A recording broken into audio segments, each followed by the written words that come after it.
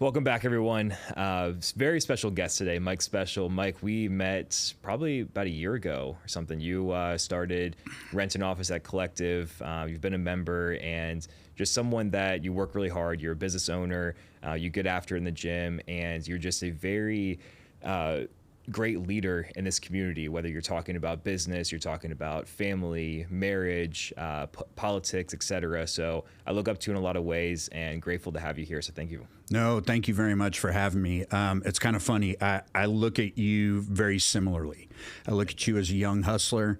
I love seeing that, in this day and age. I think we lack guys with vision and just overall the younger mentality is what I see now that I love, and I see that in you, and I'm very impressed, and you're doing a phenomenal job. Thank you. I just wanted to bring that up as well. Thank you. I really appreciate that. Yeah. And I see that in society a lot with my generation. Like they just lack the vision or values or anything. They're just kind of floating along. You, from your perspective, looking down to the Gen Z, the millennials, why do you think that's a gap in society right now? It's kind of funny. I always say that we are a society of convenience, right? And everything is at your fingertips. So at some point, it's kind of like there was some cartoon, I can't remember what it was, but it was all these fat people sitting in their chairs, and they're watching TV, and everything that they had was brought to them and stuff like that. And they were in outer space and stuff. That's almost what we've become. It's wild. Everything is at your fingertips. So if you can make money from your phone, if you can make money from your computer, if you can order food, if you can do this, if you can do that, if you can get an education, if you can trade, why have drive to do anything else? I personally, I'm a home builder. Started out as a blue collar guy, believe in blue collar industry, and those are the guys that are going to have a ton of wealth in the future. And that's something that I like to pose to a lot of younger people too, is because we're a society of convenience, those jobs will always be needed at the end of the day. Yeah, 100%. I love that. Just hard work will always outlast everybody. Yeah, absolutely. The thing is society and the entire ecosystem and what you may base an income off of on your phone can disappear tomorrow. Yeah. But the things that you learn, like a trade, if you learn a trade, no one can ever take that from you. And you can always fall back on that.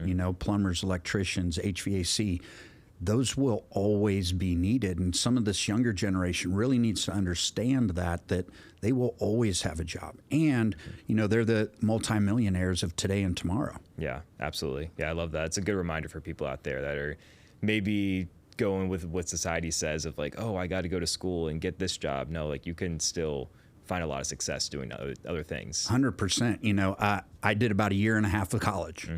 School was not for me. I was not a school person. I hated school. Funny thing is I actually ended up teaching college, though, which is a misnomer for me, for anybody that knows me, because, again, I hated school.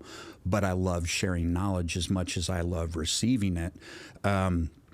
College isn't for everybody. It is for some people, but at the end of the day, in our industry, I'd much rather hire someone that has experience over book knowledge, because they don't train, they don't teach true knowledge on a day-to-day aspect from a book as they would a job site. Yeah, absolutely. So today, a main thing I want to touch on is the political world right now. Oh, I've got an opinion about any and all that. It gets me in trouble a little bit at times here and there, get some videos taken down and stuff. Yeah. What do you do? Well, that's what I respect. Like, people, if they look up you on Instagram, like, you stand for something. Yes. You put your opinion out there, you back it with whatever you can find. Yep. And, tomorrow is the election, as of the recording of this. By the time this is out next week, we'll see if we have an answer. Something I know, right? Crazy we should, but it may be weeks to come, right? Yeah, who knows? Exactly. Looking back, there's just been, even for like my entire lifetime, the more I look back and be like, oh, this has happened. There's just like this domino effect of different policies and leadership that has led us to where we are today. It's been harder than ever for people to become successful, start businesses, build happy and healthy families. And you look at America as a country that people used to be super proud to live in, and they said America's the best country ever. And while that is still true, most people are seeing there is so many gaps and potential that we are wasting right in our homeland. Can you take us back to maybe were there some moments that happened earlier years ago that have kind of sparked your curiosity as far as maybe we aren't being led by the right people, maybe things aren't going to be like super prosperous in the future? Well, first of all, when looking at this stuff, a lot of people look at this as a red or a blue thing or a left or a right thing, and it's not. Yeah. It's really a good and evil thing is what I truly believe. And the thing is, there's good guys and bad guys on both sides. I truly think in politics that individuals, for the most part, not all of them, but for the most part, get in to do good. And then they find out and they get in and they realize that it's really easy to make money and do things a little bit wrong. Yeah. And other people will, no one will come after them, essentially. And a lot of this started with the breaking up of the family unit years ago. There's nothing more powerful than individuals together, and it starts with the family. So if you have your family nucleus that's strong, you also have bonds outside of that, friends, coworkers, things like that you become one with, and again, we're extremely powerful together versus as individuals. So starting to break up that family unit in true traditions, a lot of people think it's misogynistic and this, that, and the other. And I often say to people, if you look at the wild, if you look at lions, things happen for a reason, right? I'm a firm believer that, men should be the leader of the home. However, they can't lead in a way that they should unless they have the support of a spouse and a wife to help them with that. There's no way on earth that I could do what I do without my wife, Bristol. The support, and it's a yin and yang, right? You have to have both of those sides. There's a saying that a man provides a house and a woman makes it a home. That's so true, and there's a reason for positions in a marriage and in a family. It's not, misogynistic or anything else. It just works. And I think one of the things that I've noticed too, Chase, our youngest son, he is seeing it at Arkansas. He is seeing that a lot of these roles and a lot of these girls are even coming back to traditionalism. They want to man. I don't, use better. I shouldn't use such terms that get me in trouble all the time, but we've become a society of soy boys, at the end of the day. And you've got to stand up for what's right. You've got to be able to do things like change a tire, be able to service certain things. It doesn't mean you have to do them every day or whenever you have, a blown out tire, change your oil all the time, but you should know how to do that because those things need to be passed down to generations, and you need to be self-sufficient. So going back, it's definitely started with breaking up the nucleus of the home. We stopped having as many children as we used to prior to that, and it was due to getting women in the workplace and equal rights. Do I believe in that? Absolutely. However, it also demonized the true household, and that's kind of where it started, I think. Yeah, I love that. One thing that we're getting so far away from today is free speech. This is one of our founding ideologies of America. Yes. The ability to speak freely about what you believe in or anything. Today, censorship is at an all-time high. You're you've experienced videos being taken down, or you post something and there's like this little tag under Instagram saying, hey, this might not be the absolute truth. It's becoming so bad that people are now noticing it, and now Twitter or X is like the #1 news outlet because they don't limit that. And I just find it mind-boggling as far as like people that watch the news or listen to certain podcasts or people on social media. Everything is so twisted, and it's forced down your throat of like, these things are what you want to hear, not what you need to hear. Give us your take on free speech and why that's being right now. Yeah, that's pretty wild. What boggles my mind is with free speech, the shoe seems to be placed on the other foot. You know what I mean? Meaning free speech and limiting free speech has seemed to flip politically. And I'll give you a great example. You know, speaking the truth, if you would, if you have the receipts to show what you're speaking to, you can be censored on social platforms. And then you find out in years past that these social platforms have been paid by your government to censor you, to basically take that knowledge that you may be trying to share and or opinion that you may be able to or want to share with the general public down. Yet they can take the media groups that are paid for and media groups that profit from individuals and spew their own rhetoric. And so while they argue that free speech needs to be limited to things that does not cause harm and this, that, and the other, you then have a side that's also spewing said rhetoric that causes things like riots, assassination attempts on a president, but that's okay. You know, for some reason now, you are looked at as evil because you want natural food. You want to know what's in your vaccines and your medicines. You want the knowledge of what people are doing with your taxpayer money. You know, you're sending taxpayer money overseas. You're not spending it here when we have horrific events like, you know, the hurricanes in North Carolina. Things like that. So when you express those things and call those individuals out by true facts, the fact that it's being censored is just insane to me. Yeah, there's a clip going around right now of Trump at a rally, the one where he's wearing like the garbage man vest. Yes. And they pull out this one snip of the clip that says like, I'm going to do it whether the women like it or not. And everybody on the media side is saying like, he's talking about abortion. He doesn't care about you. This is the kind of man he is. If you watch the full clip, it's the complete opposite of what the media is portraying.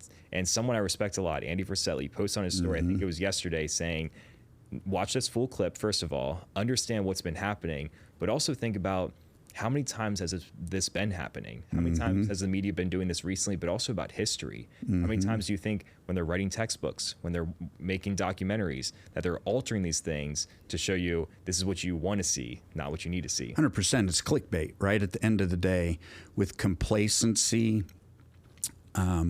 also comes ignorance, right? People will click on something, read a headline, and take it as gospel. The media understands that. They know that. They know that if you click here, they have a powerful enough headline that you don't have the motivation to actually do your own research. And that's what is irritating to me, right? Go look for it. A new one even is that Trump called Kamala a cracker. Have you heard this? No, I haven't. So basically he was discussing, you know, individuals that could either persevere or crack, right? You know, and he said Kamala is a cracker. So what did they do? Segregated that line and said that, you know, he was trying to be racist by it, you know?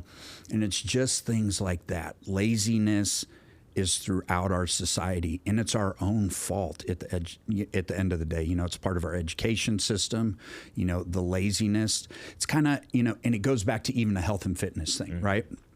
You know, those who want to improve themselves typically have a higher knowledge than most as well because they're used to going, you know, a little bit further than most educationally, physically, you know, from a nutrition standpoint, everything else. Those people tend to be a little bit more open-minded as well as what I've found in the past couple of years too. Absolutely.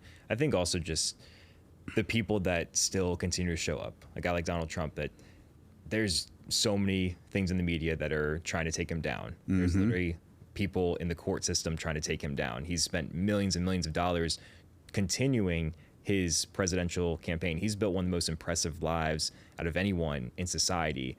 And he's saying, hey, I'm going to swear into the oath of being the president. He did it in 2016, no compensation. I want to do it again to save America. I don't care about the jets and the real estate. I'm going to pay off all this money to get my legal cases solved.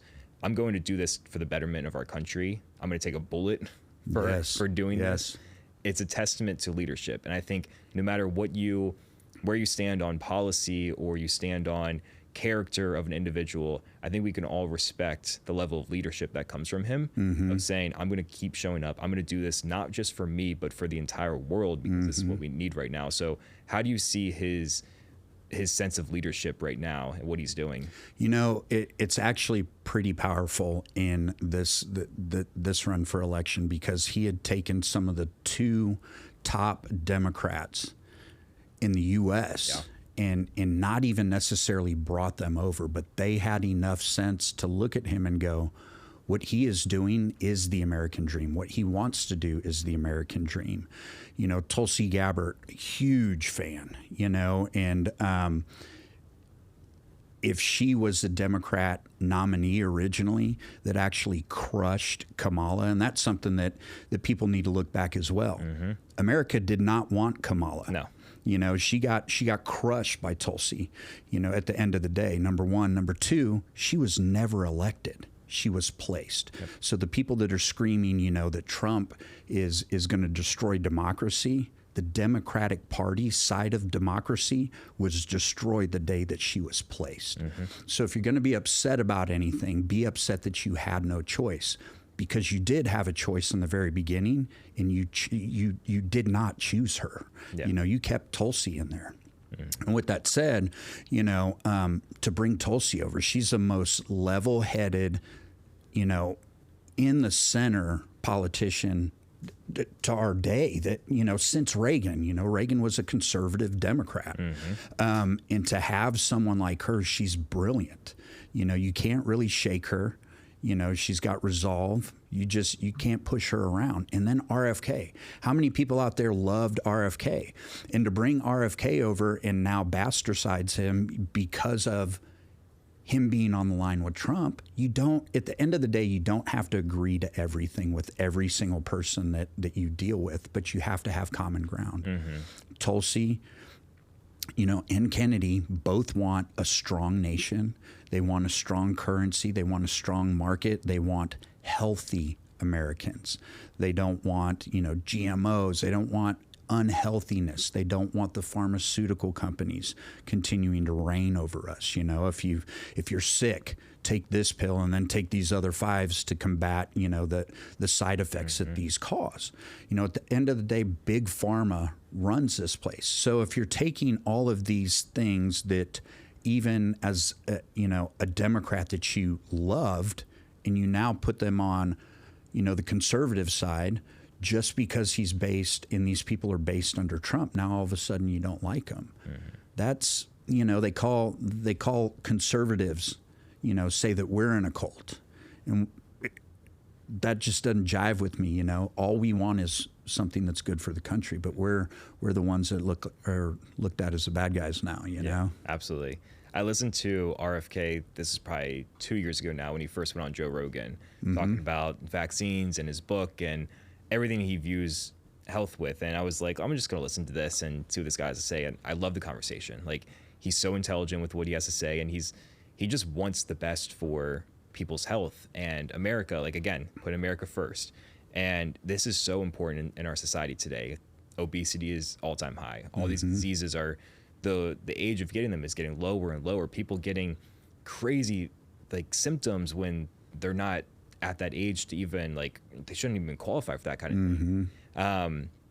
When you look at people today that are overweight, they're inactive, yes, there's some sort of discipline and willpower that goes into it, but also, like, part of it isn't their fault. They're being fed the most toxic foods out there, ultra processed foods in grocery stores. The media is pushing these, so many marketing campaigns, eat this cereal, eat this cookie.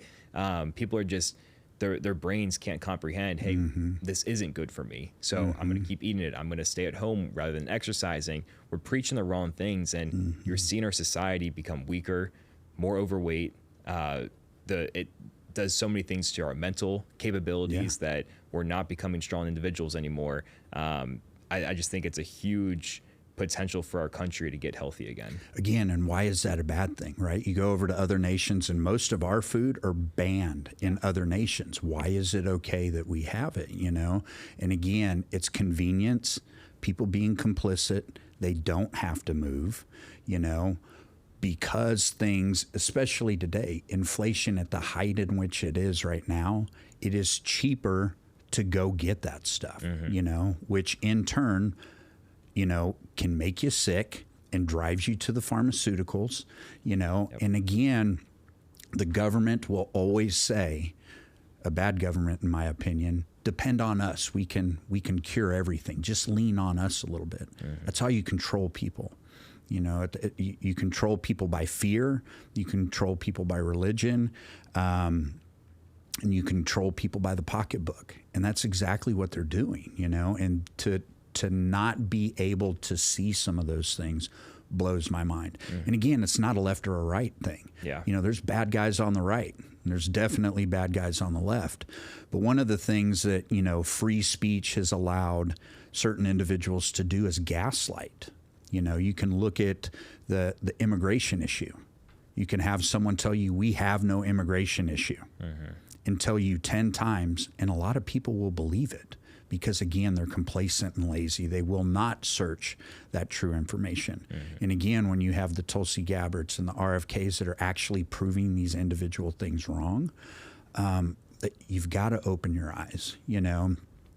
One of the things, too, with you know, Trump's always had a way with words. And if it wasn't Trump, I feel it should have been someone else. Because at the end of the day, we've got an issue, right? And this was something that's been planned for quite a while.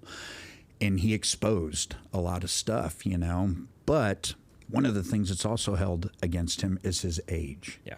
But if you look at the people he's actually setting up, I think it's kind of brilliant. Everybody he's putting into positions pre-winning the election are all young. Love them or hate them, they're all young. And so this movement of freedom of speech, you know, having rights, having, you know, a wealthy country, having, you know, benefits and freedoms for all is gonna last for decades. It's not the old school, old white guy that's been in there for 30 or 40 years. You know, I'm all for term limits on for Senate and everything else, because it should be. It should be a recirculation of ideas, you know? Yeah. So those are things that I'm kind of looking forward to, but especially First Amendment wise, you know, it blows my mind with some of the stuff that's being gotten away with right now. Yeah, it's sad, and it's hard for the consumer and average voter to decipher what's right from wrong, and the media just being shoved down their throats. And I think for my population or my generation, we're the most susceptible to this because you go to college, four-year university, and you're being fed very liberal ideologies, and you're being told this, that, and the other, and a lot of people gravitate towards that. Yeah. I think a lot of people... Especially when you say we'll pay for your college education and we'll wipe your student debt away. 100%. Which doesn't happen. No, not at all. A lot of people in this age range are waking up to that. I wouldn't say all of them, but we're seeing a little bit more. You're seeing what Charlie Kirk is doing around universities nationwide.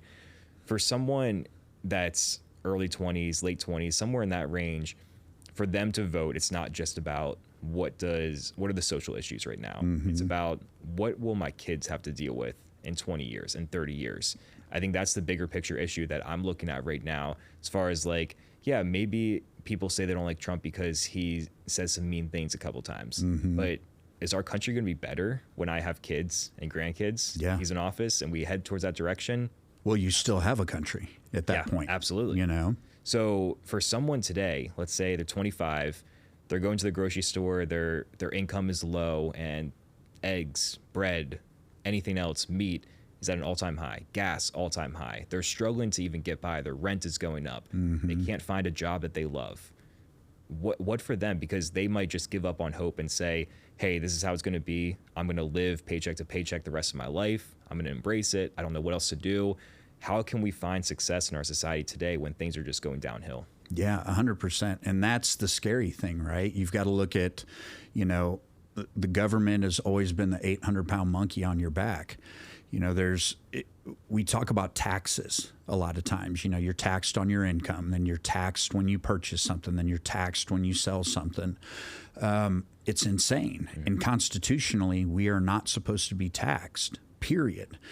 And one of the things that I don't know is going over certain people's heads or not. It started with no tips or no tax on tips. Mm-hmm. That's huge. I was in the bar industry for years, and I loved it because it was a cash business, and I didn't report any of it. Yeah. I always had a full-time job, and then that was kind of like my side gig, and that's what I paid all my bills with my full-time job, W-2 income, and my fun money was my bar money, mm-hmm.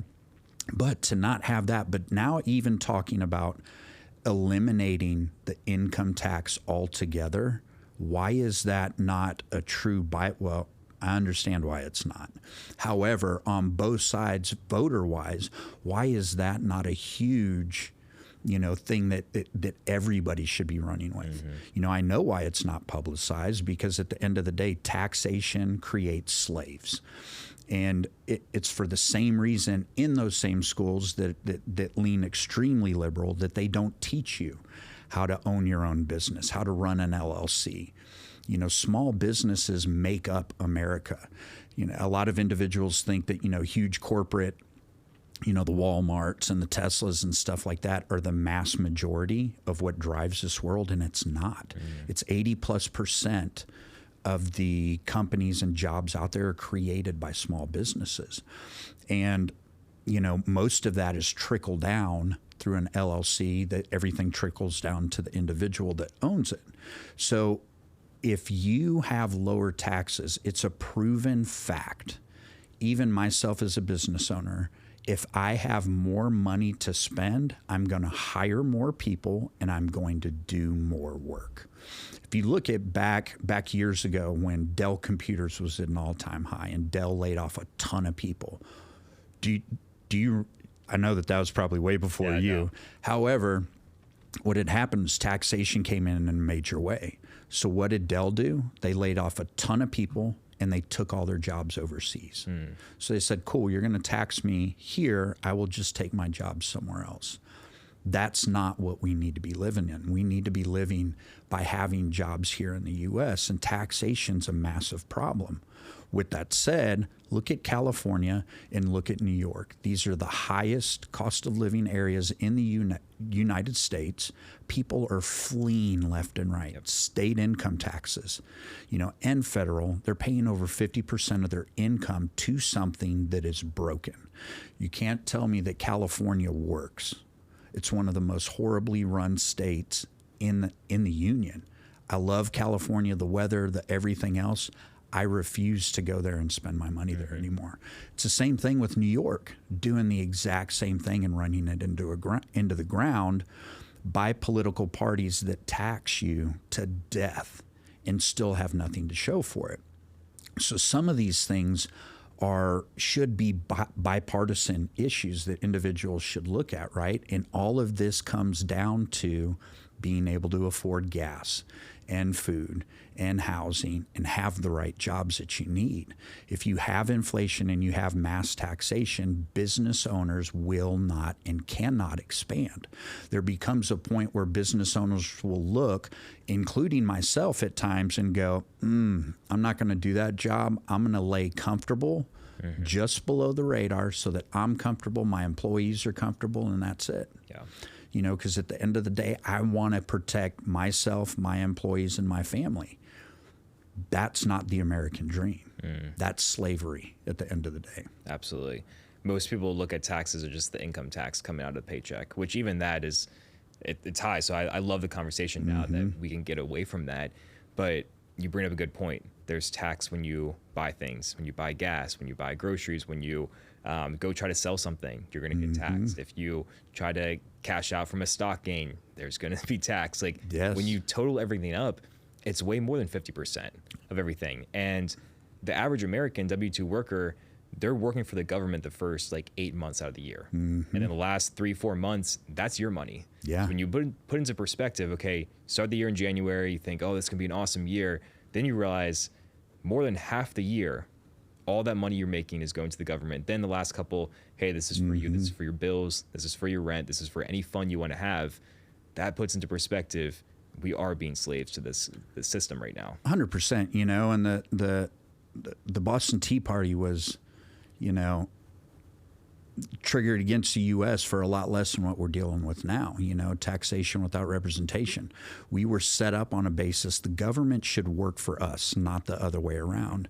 And a lot of these three-letter agencies that were created and pinned against us with non-elected officials are unconstitutional, and we've even gone down that road on several occasions of the ability to get rid of them is here, and hopefully with the new administration and some of that stuff's going to start happening. A lot of these three-letter agencies have been used as weapons against individuals as well, not just Trump, everybody, right? Look at Martha Stewart, they insider trading. Have you heard of Nancy Pelosi getting popped? I haven't, Nope. You know what I mean? But they made an example out of her, and she's on the left side. Why? I don't understand that. Why is she not looking over at Pelosi? Why is she not looking over at a lot of these other people's, bank accounts that, make a couple $100,000 a year, yet, their net worth over the past 4 years have quadrupled. Yeah. Those are questions that need to be asked, and for some of those individuals that claim to study, those are things you need to study. This is a good question for people. I think there's a big concern right now is, are we going to experience conflict? We have war going on overseas. We have an election tomorrow that either way, there might be some people that are going to be pissed off what happens. Are you bracing for anything that happens in the United States that can possibly put our safety in jeopardy? I truly think it'd be stupid not to. Yeah. Right? I have a real issue and a real concern over our currency. I think they say currencies die every 80 years or so, and our currency is on the brink of dying anyway, and that's part of what's causing inflation. You've got, if you need more money, you just print it.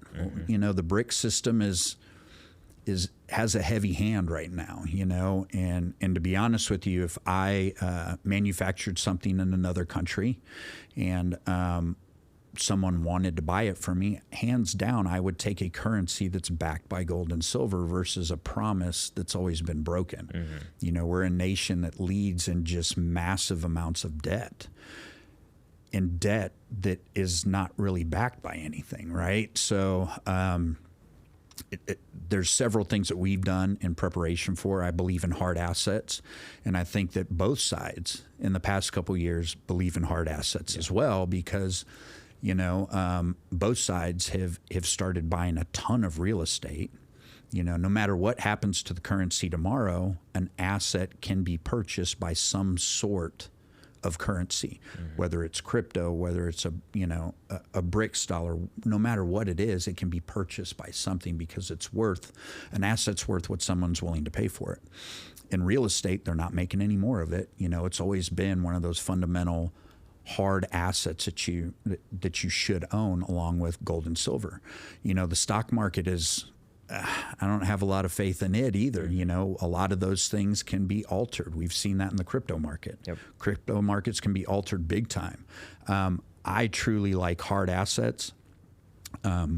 We have a lot of real estate. We have a lot of gold and silver, things that we know will hold true and hold value over time.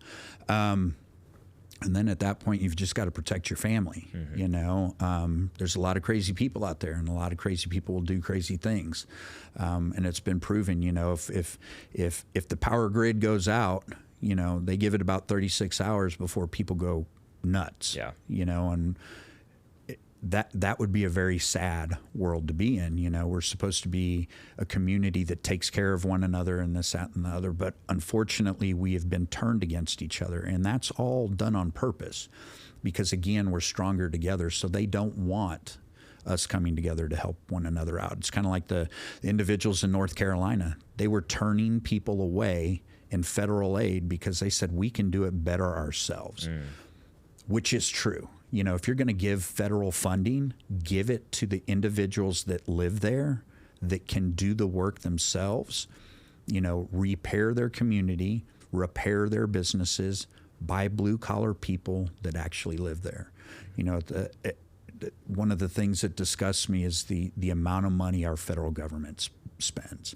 I used to do a lot of work for the city of Austin, and some of the prices that we would get paid to do things blew my mind. We're talking 10 times what it was worth. We did it for about 6 months, and from an ethics standpoint, I couldn't do it anymore because it was just a sheer waste of dollars. So those same amount of funds that can come into a community can go over 10 times, essentially, and create and build a community. And that's the one thing that I'm hoping one day will happen, as we can come together more as a community. Although I do believe that we're seeing more and more of that every day, just by people having their eyes open, by things just being thrown in their face.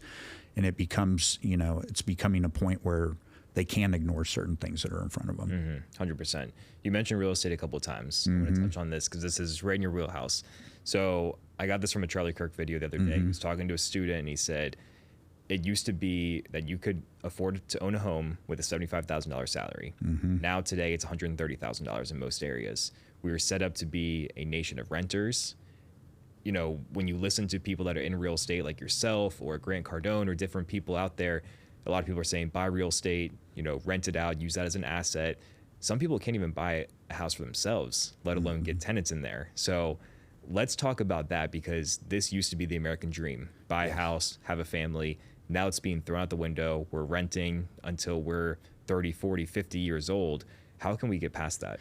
It's kind of funny. It's death by 1,000 cuts, right? This is all part of the plan. You look at the Black Rocks that are going in and buying new neighborhoods, like a couple hundred houses at a time, to rent them out, and increasing rents. You increase inflation, you increase the cost of everything in and around you, including real estate. You raise interest rates. You take that sense of accomplishment, because at the end of the day, owning a home is the largest asset that most individuals will ever have in their lifetime. And if you take that away from them and force them to rent because they can no longer buy, again, just another notch in the slavery belt. And you are now beholden to someone else again. And this is all a planned action. This is all for us to be dependent on someone else and not be self-sufficient. It's the same reason why they don't want, or they're punishing farmers, and cattle producers. It's the same reason. They do not want you to be self-sufficient. They want you to be, a slave to them, taxation, and so that they have you under their veil so that they can control you. And it's sad. I'm super anti-BlackRock. A lot of what we do is we're going in, buying multiple lots, doing multiple homes, and we sell just enough to take care of the debt and the equity, and then we hold on to a few of those houses to rent. And we will rent them for 5 years, and then we will turn around and owner finance to individuals who want to buy. And that's what the system does not want. Yeah, I love that. And I'm using our business is a means to an end, right? Home ownership is at an all-time low because you can't afford it. In Austin, to your point, homes are insanely priced. And the market is what did a lot of that, and then you had a ton of people, again, from different markets moving here, which drove the prices up. But the mortgage on a house today versus 5 years ago is twice the amount. So the price may not have necessarily moved, but the interest rate alone doubles the price of that mortgage. Well, to pay that mortgage, you have to make twice the amount, which income has not increased, right? But taxation is hammering you. The government's trying to get theirs. So again, people of all walks of life are being held down and suppressed from the things that you're talking about, home ownership again, and it's disgusting. How can we break out of that rat race? Free markets. Again, if people have unlimited ways to earn incomes and be free of taxes, as we should be constitutionally, free market fixes everything. If you have competition out there, that's what adjusts prices. If I am going up against, 3 other builders in town, I know that I'm going to be a little more cognitive as to my pricing if it's a job that I really want to get. Free market heals and fixes everything. Competition is good. Same thing with pharmaceutical, with insurance, anything. Car industry, you name it. The more competition, the better the pricing will be. You're not going to necessarily buy from someone that's the most expensive. Why would a company want to be the most expensive? Now, there are brands that, you know, are kind of upper echelon and will state, this is just our price, which there's room in there for that, right? There's private gyms and stuff like that that have that same mantra, and there will always be a market for that. But in the true free market, the free market cures itself. Yeah. Say for someone who wants to buy their first home, what advice would you give them if you were to go back and change some things up? If you were to do it your first time, what are the keys to doing it successfully to start building that portfolio in real estate? Yeah, it's really going to be one of the easiest things to do, I think, is to get pre-qualified. So you understand what your bandwidth is and what you can and cannot afford. With that said, once you understand that, find a product that you can purchase. Live in it for 2 years. You know, one of the great tax laws we have now is you can make up to $250,000 as a single individual above the basis, which means if you paid $100,000 for a house, you could after that $100,000 that you sold it for, any profit up to $250,000 is tax free after you stay in it for 2 years. Married, it's $500,000. Keep that first house, you know, and if you do this every 2 to 3 years, you can have a portfolio that rolls, you know, by the time you're 40, 50 years old, that you end up being a landlord and can do that. You know, at the end of the day, if you can get someone to make your mortgage payment, even if you're breaking even, you're making money. Yeah. And that's one of the easiest ways to start a portfolio is really start small. You don't have to have everything overnight. And unfortunately, being, you know, a society that wants everything now, you know, we want to have that $1 million house immediately. It's going to take some steps at the end of the day. That's the best way I feel to do it because that first purchase of a home, you can use an FHA loan with as little as 3% down. You will have mortgage insurance with it, unfortunately, but you can get rid of that once the value of the home goes up. But your financing options are much greater at that point. Then when you go to buy your next one, you can use the rental comps in that area as a forecast of what your income on that home would be to offset any payments and stuff like that. So that's the easiest way, I think, to get into something like that. It's kind of funny. I've been building for over 25 years, and I did not live in a house that I personally built up until about 8 years ago. Oh, wow. Yeah, it didn't make any sense. Didn't mean that I didn't build some. But I sold them. And this, I think we went through, the one we're in now is our fourth house. Okay. And on this fourth one, my wife said, you are not selling this one. Because all the other times, you know, I was like, I got this great offer on this one. We're going to go ahead and sell it. She's like, you're not doing that to me on this go round. Yeah. So, but yeah, builders do it as well. You know, a lot of times we can get subs and vendors to give us great discounts on homes if we're building our personal one. And you'll see builders move every 2 to 3 years because they can take advantage of that tax incentive that we get. So there's no reason not to use that as younger individual as well. However, I wouldn't sell it. I would keep that first one. That's good. Most people, when they look at real estate, they're like, how can I scale this to make this such a passive income stream for me? If you start with that first single family home, how can you get in that 16-unit apartment complex, that 100-unit apartment complex? Because it looks like you drive down the street, you see that apartment complex, be like, oh, that'd be nice to own. And you realize you're so far away from it. You mentioned previously taking those baby steps to that dream home and building that portfolio. How can you still stay the course and build up that portfolio over time? You know, when you start getting into multifamily stuff, it's more of a commercial investment, and it operates a little bit different, right? You're able to take a portion of the proceeds that are brought in from rental income to offset your debt.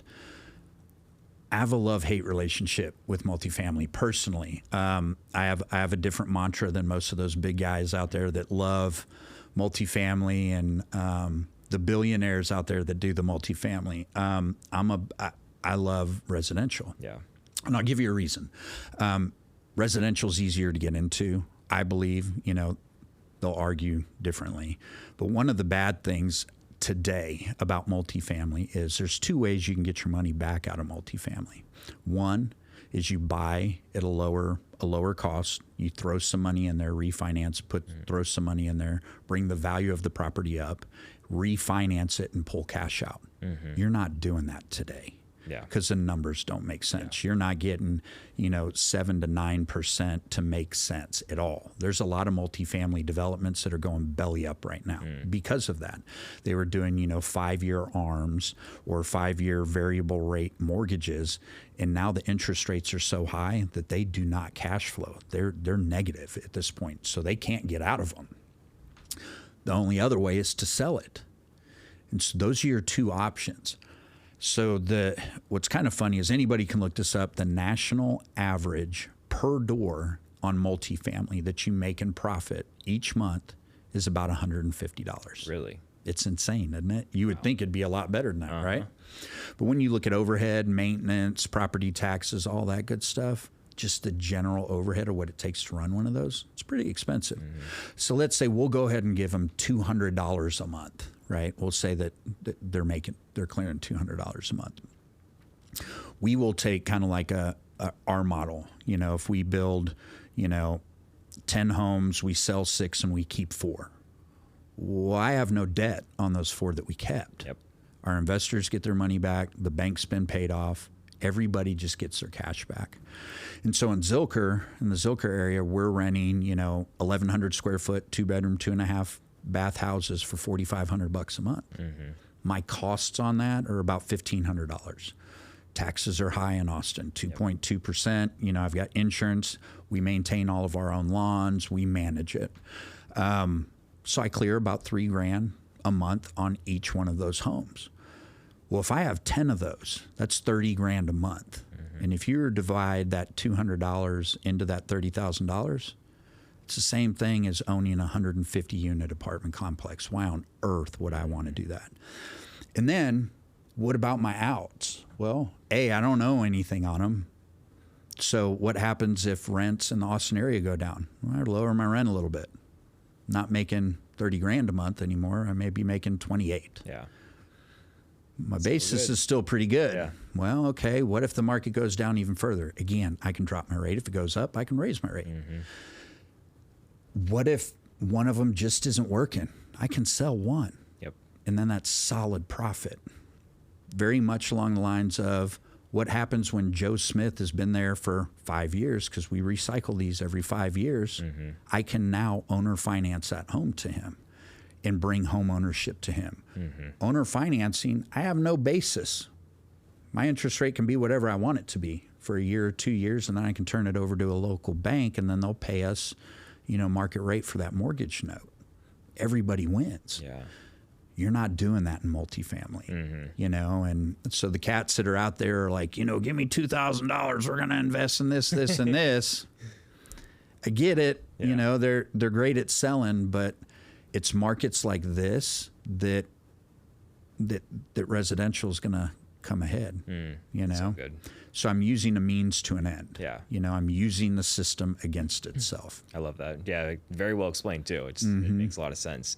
You run this business with your wife. Yes. Which I would say is very rare in society, having a married couple team up in business. You're always told, don't mix business with pleasure and don't do business with friends or family, whatever. You guys are making it work. You guys have a very strong connection. Talk us through why that is important to you and how that makes you even better business owner. Yeah, no, that's a great question. My wife was in corporate America for almost 25 years. She led a lot of HR departments for Fortune 500 companies. So she's a corporate girl, pantsuit with the, very, very professionally dressed all the time, and then she's got me that would be in, you know, work boots, jeans, and a white T-shirt, and dirty and everything else. So it was kind of funny. It's always been a yin and yang, and there became a point where I continued to hire real estate agents to sell the products that I built, but I still ended up selling the houses. Meaning, you know, I'd have an agent call me and go, hey, man, we've got this great person that's interested in buying this house of yours. Would you mind coming over here and walking them through it? And I'd do it. And then there was one day that I turned and looked at this real estate agent, and I saw him just sitting down on a stack of drywall. And that was a day. I was just like, I will never hire another real estate agent again to do what we already do. So that led to an opportunity of convincing Bristol, I need you to leave corporate America and get your real estate license. And she didn't want to, you know, and Bristol's a strong girl, and, you know, been very successful in corporate America. And, you know, it took a lot for her to leave that. There's many years she made a lot more than I did. You know, we laugh and call her the sugar mama, but, you know, it just is what it is, because construction's not always great, right? And but it allowed us, you know, 3% on a lot of the homes that we're building that sell for well over $1 million is a substantial amount of money. So it allowed us to keep that money in-house. And she's been a lot more involved in the design process and layouts, all sorts of stuff, but even from an organizational standpoint. And we were worried about that in the beginning too, right? As we see each other all the time, now we work together, right? But it's worked well. And again, I could not do what I do without her. She is the sensibility, and she is to be honest, the construction industry is a testosterone-driven, loud, angry, forceful industry, right? It's just a male-dominated, it just is, right? And so the way you may talk to, treat, or deal with construction on a daily basis, you know, subs, vendors, whatever, it's a little more heated than anything else, you know, and she's that one that she just doesn't get that way, right? And she allows me to do that while bringing me back down, right? There's been a lot of times that I've talked about in the past that I'll come home and she'll go, hey, turn the light switch off. You're not dealing with the sub. You're at home. Yeah. You know, and so that helps greatly. And she's helped open my eyes to all sorts of things that I never would have looked at, because as a business owner, you do what works and you walk with blinders, right? And you're just, this is what I do. This is how I'm going to keep going. And she's helped broaden some of those horizons. I wouldn't trade it for the world. You know, she does a little bit. She's got an internet online boutique that she loves. She loves clothes. Everybody that knows her, she's always dressed to the T, and that's her jam. She's a girly girl. But with that said, she also loves what she does, you know, and it just gives us additional opportunities to be together. She's my best friend. So at the end of the day, I love hanging out with her, and I wish that most people could find something like that.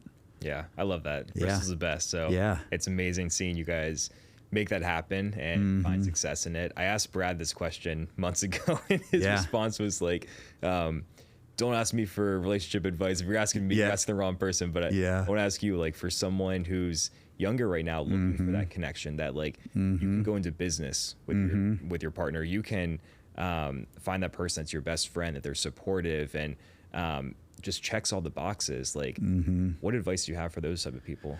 You know, it's wild. I had always dated people that were the fun ones, right? And that were more like me than opposite. And there is something to be said about that whole opposites attract, because it truly, you know, Bristol helped me understand that there truly is a yin and yang, right? And if you're with someone there's healthy competition, but then there's sometimes a competition that you can butt heads on, that is not a supportive competition, right? It's kind of funny. Brad and I, you know, we rib the shit out of each other all the time, you know, and if you heard some of our conversations and texts, they're pretty aggressive and ugly, but we're supportive and competitive.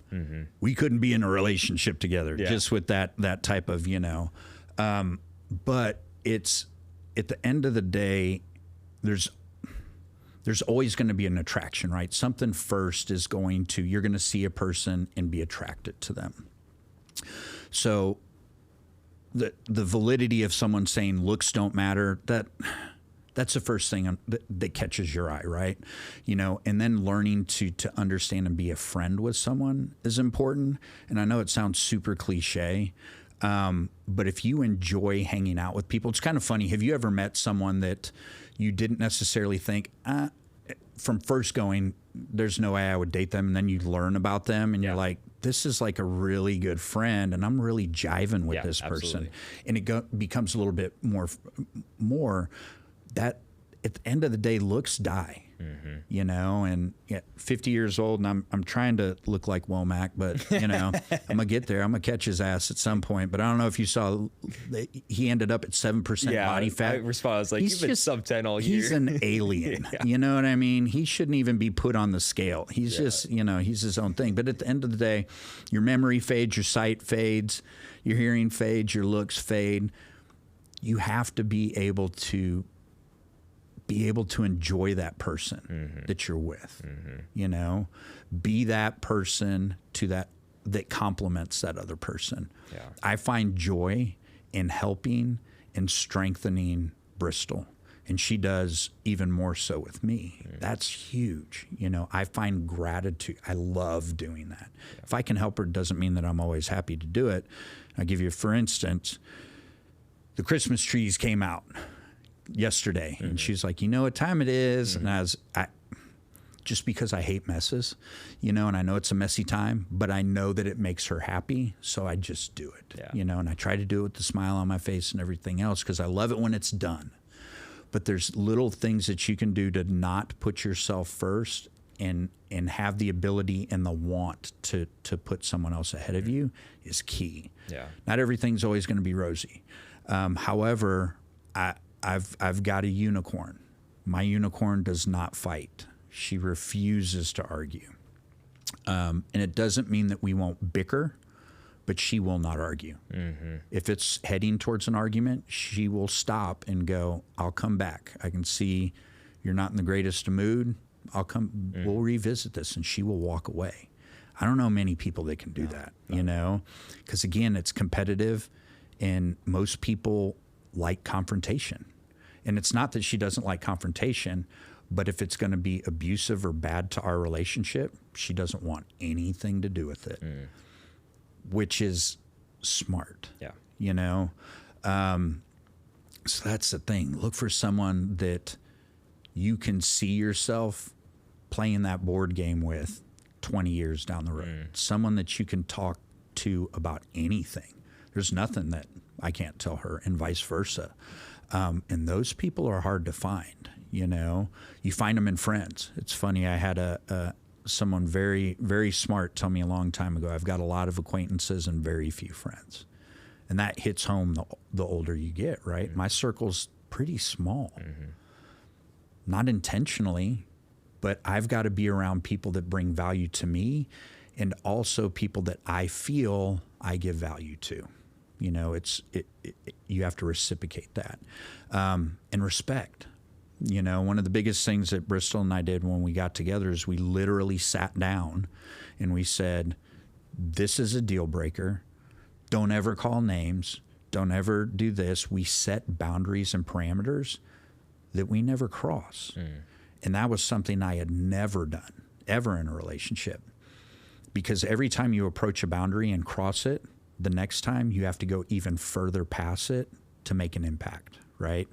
And so it only gets more and more toxic. But if you set the rules up in the beginning, it's just like a board game. You've got the rules, right? And you learn, and those rules twist and change a little bit, but there's some hard boundaries, and there's nothing wrong with that. It's actually healthy to do that. You as an individual. They know themselves as an individual, but you don't know each other together. Yeah. So if you set up those parameters, boundaries, and expectations, that's huge. And for those that don't want to do it, that may not be your person. Just because it feels good today doesn't mean it'll feel good 10 years from now. Yeah. And it's hard to see that, as a younger person.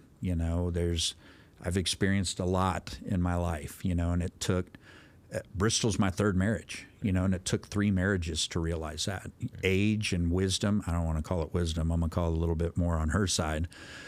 But she was the one that pushed for that entire, let's sit down. Yeah. You know, we had kids involved, everything else, and it became more of an interaction to better each other. And if it didn't work, we were fine walking away from it because I had no want or need to get married ever again. I just didn't, and neither did she. But we worked. And there's something to be said, too. I think a lot of times people say, you just know. I think there's something to be said about that, too. Yeah, I love that. It's great advice for everyone. And I think, like you said, going back to that traditional relationship that we've gotten away from is super important. You're someone who's found success as an entrepreneur, as a leader, husband, father. How do you define the word success?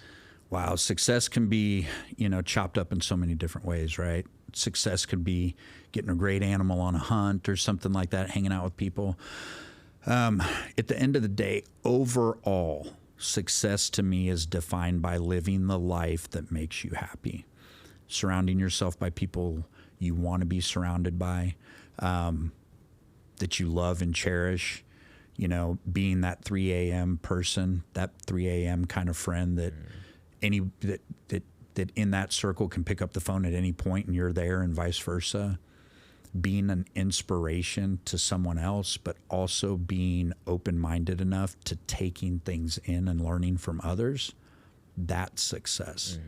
I love listening to stories. I love listening to people, and I love hearing what they know, and having for many years, as a younger guy, I was closed-minded, egotistical, and everything else.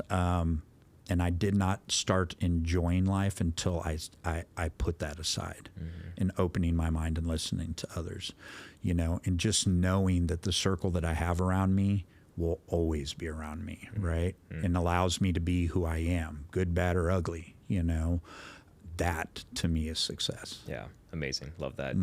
What is something you believe in that most people disagree with? Well, today, politically, that's always a go-to. Yep. A lot of it's a family unit, and again, and unfortunately we've strayed from that, but we're starting to come back to that a lot. And Bristol is very traditional. And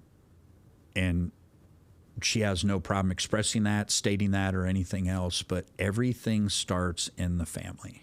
It's not the government's job to raise your children. It's not your neighbor's job to raise your children. It's not the system's job to raise your children, or create the examples that you want them to live by, live their future by. Now, granted, they're going to make their own decisions, but if you give them a core foundation, that they'll make good choices at the end of the day, exposing them, not necessarily hampering them or keeping them from certain experiences.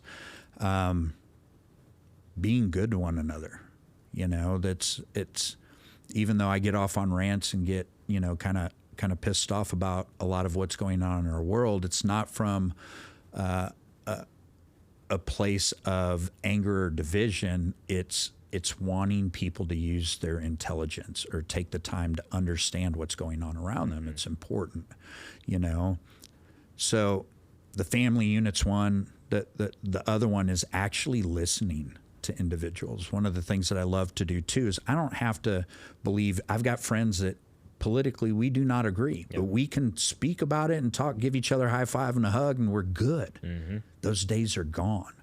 And that's one of the things that's disappeared that I believe in, that we need a lot more of, that's kind of dissident now.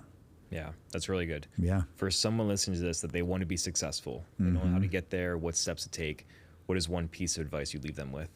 I'm going to go with the whole cliche thing of being in a room where you're not the smartest one, right? We surround ourselves with friends that are just absolutely brilliant. A lot of them may even be older. I love that because with age comes experience, right? I don't know everything, but I know a few things, especially in the building industry. So I love sharing those experiences with people too. And again, being open enough to be able to accept and take those things in and receive some of those things that people give you. But that's the biggest thing I've learned most over, again, didn't do a ton of school. everything I've learned is from the School of Hard Knocks, you know, and I believe that you learn a lot from that. I do wish I listened a little bit better when I was younger, but again, a lot of that came from ego. Yeah. But that is the one thing I think that will make you most successful, is surround yourself by the people that you want to be most like. I love that. Yeah. Mike, it's been an absolute pleasure. Really appreciate you coming on. I appreciate it again. I'm super excited for you, and you are a great young man, and I feel like I'm 80 years old saying that, but I wish that more people took the stances and had the drive that you did. And I mean, you're doing 75 hard again. You know what I mean? And so congrats to that. I'm going to do it at one point. We got it. You've got me on this one, but well, next time you do it, I'll do it with you.